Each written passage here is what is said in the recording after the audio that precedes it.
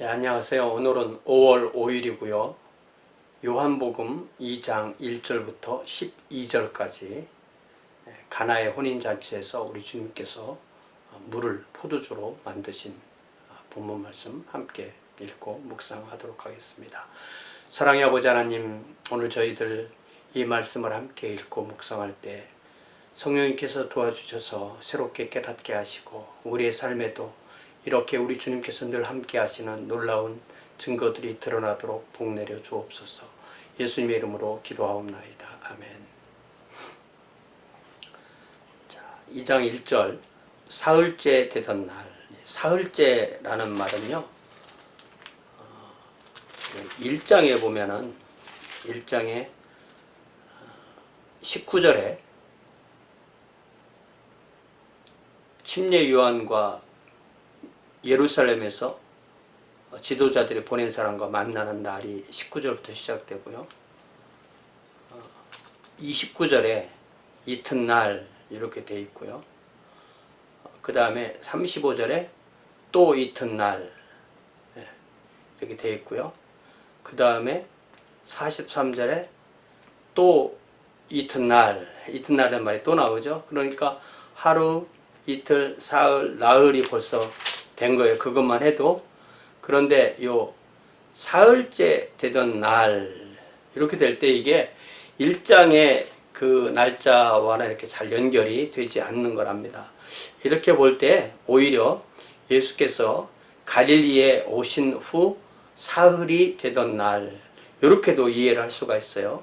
갈릴리 가나에 혼례가 있었다고 그랬죠. 이 갈릴리 가나는 1장에서 나온 이 나다나엘, 바돌로메라고도 불리는 이 나다나엘의 고향이고, 거기에 혼례가 있고 예수의 어머니도 거기 계시고 예수님과 그 제자들, 그러니까 제자들은 야고보, 요한, 또 안드레, 또 시몬 베드로, 그리고 빌립과 바돌로메, 이렇게 최소한 6명이죠. 제자들도 함께 있었다. 그랬을 때 아무래도 여기가 고향이 나다나엘의 그 동네니까 무슨 연관이 있는지도 모르고, 어머니도 거기 계셨기 때문에 어머니 쪽으로 어떻게 연관이 되는지도 모르겠죠. 우리가 여러 가지 생각을 해볼 수 있지만 확정 지을 수는 없습니다. 혼례, 한 남자 한 여자가 만나서 결혼하는 이 혼례에 예수님과 어머니와 제자들이 청함을 받았다. 상당히 상징성이 풍부하죠. 혼례는 한 가정이 새롭게 시작되는 새 출발하는 것이고, 우리 주님께서 거기에 계셨습니다. 1절, 2절이 그런 배경이고요. 이제 3절부터 문제가 발생하는 거죠. 포도주가 떨어진지라 예수의 어머니가 예수에게 이르되 저들에게 포도주가 없다. 잔치에서 포도주가 떨어졌다는 이야기는 그 잔치에 큰 위기가 발생했다는 뜻이죠.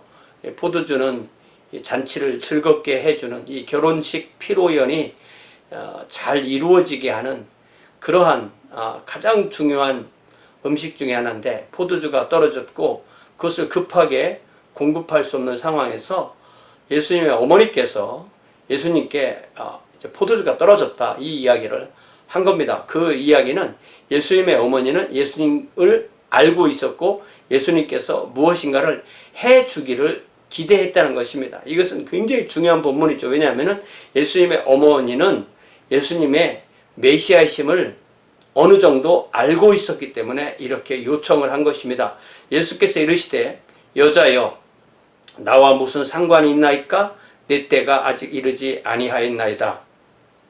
자, 이 여자여라는 이 표현은 우리 문화에 보면 어머니한테 여자여 이렇게 부르니까 좀 이상하게 느껴지지만, 이거는 영어 번역에서도 이렇게 dear woman 이렇게 불렀듯이 일종의 그 존칭으로 부르는 그런 그때의 관습이었습니다. 나와 무슨 상관이 있습니까? 이 이야기는 일단 우리 주님께서 여기서 이 일을 안 하셔도 된다는 것, 만약에 이 일을 했을 경우에 우리 주님이 이제 앞으로 3년 정도의 공생의 기간을 사시게 되고 그 마지막에 십자가를 지심으로 복음을 완성하셔야 되는데 그 모든 우리 주님의 일정에 문제가 생길 수가 있습니다라고 이런 표현을 한 거죠. 그래서 이 표현을 알아들을 수도 있고 못 알아들을 수 있지만 나중에 다 모든 일이 이루어지고 난 뒤에야 알아들을 수 있는 그런 표현입니다. 그랬을 때 그의 어머니가 하인들에게 이르되 너희에게 무슨 말씀을 하시든지 그대로 하라. 그러니까 어머니는 계속 예수께서 무엇인가 하시기를 기대하고 열린 반응을 그렇게 말씀하시니까 그냥 나는 포기, 그게 아니고 주님께서 그 일을 하시도록 그것을 열어둔 거죠. 왜냐하면 이 하인들이 할 일을 어머니가 할 수 있는 것도 아니고 또 예수님께서 대신해 주시는 것도 아니기 때문에 하인들에게 예수님과 이렇게 대화가 통할 수 있는 그런 환경을 만들어 준 겁니다.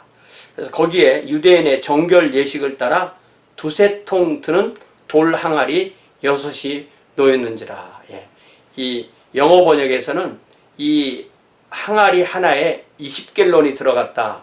이렇게 20에서 30갤론이 들어갔다. 그럼 굉장히 큰 항아리인데 이게 얼마나 신빙성 있는 이해인지는 모르겠지만 최소한 큰 돌항아리가 6개가 놓여 있었고 그것을 그 항아리는 이제 빈 항아리였던 거죠. 예수께서 그들에게 이르시되 항아리에 물을 채우라.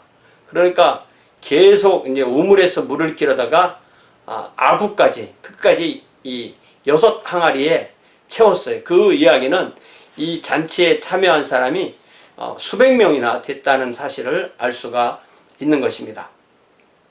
아구까지 다 채웠어요. 그래서 이 하인들은 그저 물을 그냥 끝까지 채우는 일, 이것만 하는 겁니다.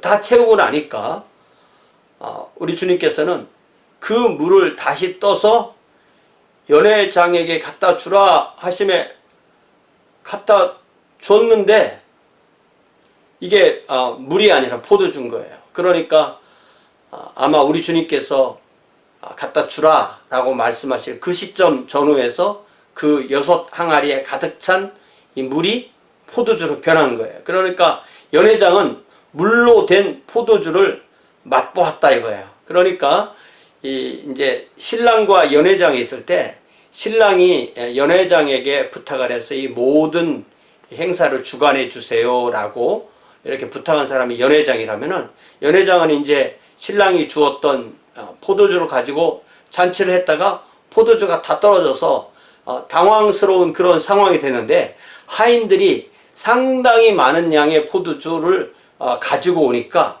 그 포도주를 맛보게 된 거예요. 그러면서 이 포도주를 어디에다가 이렇게 깊은 곳에 놨다가 하인들이 가지고 왔다 이렇게 이해를 하게 됩니다. 이제는 떠서 연회장에게 갖다 주라 하심에 갖다 주었더니 연회장은 물로 된 포도주를 맛보고도 어디서 났는지 알지 못했죠. 왜냐하면 그 모든 과정을 알지 못하니까. 그러나 물 떠온 하인들은 알더라. 자기들이 떠다 준 물이 우리 주님께서 다시 연회장에게 갖다 주라 하고 나니까 포도주로 바뀌어 있었으니까 하인들은 이 모든 과정을 다 알았던 거죠. 연회장이 그래서 신랑을 부릅니다. 어떤 특별한 말을 하기 위해서 말하되 사람마다 먼저 좋은 포도주를 내고 사람들이 취해서 이제 좋고 낮은 것에 대한 그 감각을 잃을 때쯤 되면 낮은 것을 낸다. 근데 그대는 오히려 처음에 좋은 것을 냈는데 오히려 더 좋은 포도주를 남겨뒀다가 지금 내는 걸 보니까 참 당신 멋있어. 이런 표현으로 이 포도주에 대한 그 느낌을 연회장이 말했다는 것이 이 본문에 나옵니다. 자, 그래서 예수께서 이 표적을 갈릴리 가나에서 행하여 그의 영광을 나타내심에 그 주 목적은 제자들이 우리 선생님은 분명히 메시아시구나 라는 것을 깨닫게 되었다는 것입니다. 그 후에 예수께서 그의 어머니와 형제들과 제자들과 함께 가버나움으로 내려가셨다. 여기에 이제 초기에 예수님의 어머니, 형제들, 제자들 이런 분들과 함께 갈릴리 나사렛이나 가나 같은 그런 곳이 아니라 갈릴리의 가장 중요한 도시인 가버나움으로 가셔서 거기 내려가셨으나 거기에 여러 날 계시진 않더라. 갈릴리 이 가버나움이 이 마태복음에 보면 예수님의 갈릴리 선교의 본부라는 사실을 알 수가 있습니다. 마태복음 4장 12절에 보니까 예수께서 요한이 잡혔음을 들으시고 갈릴리로 물러가셨다가 나사렛을 떠나 수불론과 납달리 지경 해변에 있는 가버나움에 가서 사시니, 그러니까 가버나움이 예수님의 선교의 핵심 그 본부가 되고 헤드코어가 되는 거죠. 그리고 그것을 중심으로 갈릴리 주변에서 각 마을에 다니시면서 복음을 전하시고, 또 필요하실 때는 유대 예루살렘에 가셔서 또 사역하시고 돌아오시고 그렇게 하셨던 거죠. 그래서 이 갈릴리가 비록 본부이지만 거기에 계속 계신 게 아니고 거기에 또 며칠 계시고 또 나가시고 들어오시고 나가시고 그렇게 했다는 말씀으로 12절은 이해가 되고, 그 다음부터 이제 예수님께서 초기에 예루살렘 성전에 가셔서 성전을 정결하신 이 내용이 나옵니다. 이 오늘 말씀은요, 핵심이 예수님께서 함께 하시면 상황이 바뀐다는 거죠. 예수님의 어머니의 열린 기대, 그리고 주님께 대한 어떤 열린 어떤 그 자리를 내어드린 것, 그리고 하인들이 자신들이 할 수 있는 일을 한 것, 이런 것을 통해서 우리 주님께서 초기에 이 첫 번째 기적을 물을 포도주로 만드신 이것을 보이신 것이죠.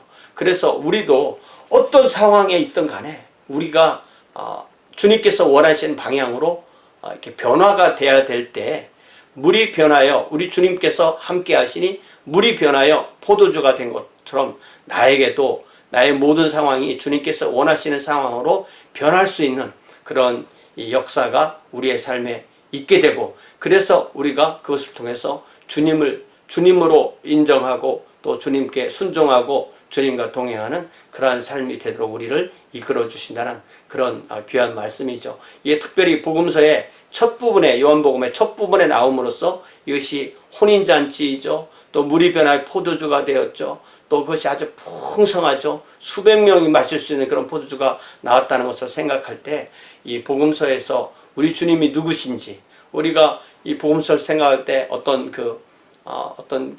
우리 주님의 이 사역이 십자가를 향해 가는 거기 때문에 이게 상당히 무겁고 어두운 이야기로만 점철될 것 같지만, 이 첫 번째 기적이 이 혼인잔치에서 있었기 때문에 또 나름대로 이렇게 아름답고 풍성한 그러한 내용을 우리에게 전해준다는 점도 중요한 부분이 있겠습니다. 주님께서 우리와 함께 하시기 때문에 우리가 지금 있는 이 환경을 풍성하게 여기고 감사하게 여기는 것, 이것이 우리들에게 꼭 필요한 그런 삶의 자세가 되는 줄 믿습니다. 주님께서 저와 여러분과 우리 교회에 또 함께 하셔서 물이 변하여 포도주가 되는 그런 놀라운 상황이 우리에게 그러한 복으로 함께 하기를 또한 함께 바랍니다. 기도합니다. 사랑의 아버지 하나님, 오늘 우리 주님께서 가나의 혼인잔치에서 그들의 필요를 아시고 물이 변하여 포도주가 되게 하실 때 우리 주님의 어머니께서 이를 위하여 기도하게 하시고, 또 하인들이 순종하여 물을 6항아리에 그 아구까지 가득 채움으로 또한 주님께 순종했던 것을 기억합니다. 우리 주님께서 우리에게 필요한 것을 깨닫게 하시고, 우리가 변화를 받기 위해서 주님께서 우리에게 하시는 말씀에 순종하게 하시고, 그리하여 우리 자신이 정말 주님을 주님으로 또 인정하며 또 영광을 돌리며 주님께 충성할 수 있는 그러한 주의 자리들이 되게 하여 주옵소서. 우리의 삶의 어떤 분야이든 물이 변하여 포도주가 되는 것처럼 그렇게 변해야 할 것이 있다면 변하게 하시고, 끊어야 할 것이 있다면 끊게 하시고, 또한 죽었던 부분이 살아야 한다면 살아나는 놀라운 역사로 함께하여 주시옵소서. 예수님의 이름으로 기도하옵나이다. 아멘.